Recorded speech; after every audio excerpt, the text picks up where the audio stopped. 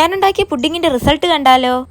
Guys, അപ്പൊ pudding ഇവിടെ ready ആയിട്ടുണ്ട്. നമുക്ക് ടേസ്റ്റ് ചെയ്ത് നോക്കാം. ഞാൻ ഫസ്റ്റ് ടൈമാണ് ഡെസേർട്ട് ഉണ്ടാക്കുന്നത്. എങ്ങനെ ഉണ്ടാകുന്നത് നോക്കാം. ഇത് പറയിച്ച് കുത്താൻ പറ്റും.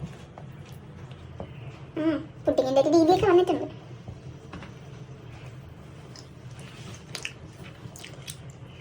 സക്സസ്. പക്ഷെ കുറച്ച് തണുപ്പ് കൂടിപ്പോയി. കാരണം ഇത് 1 മണിക്കൂർ വെച്ചാൽ മതിയാവും. ഞാൻ രാത്രി ഉണ്ടാക്കിയോണ്ട് രാത്രിയാണ് ഉണ്ടാക്കി വെച്ചത്. അപ്പൊ പിറ്റേ ദിവസം രാവിലെയാണ് ഗൈസ് അടിച്ച് കഴിയുന്നത്. അപ്പൊ കുറച്ച് തണുപ്പ് കൂടിപ്പോയി.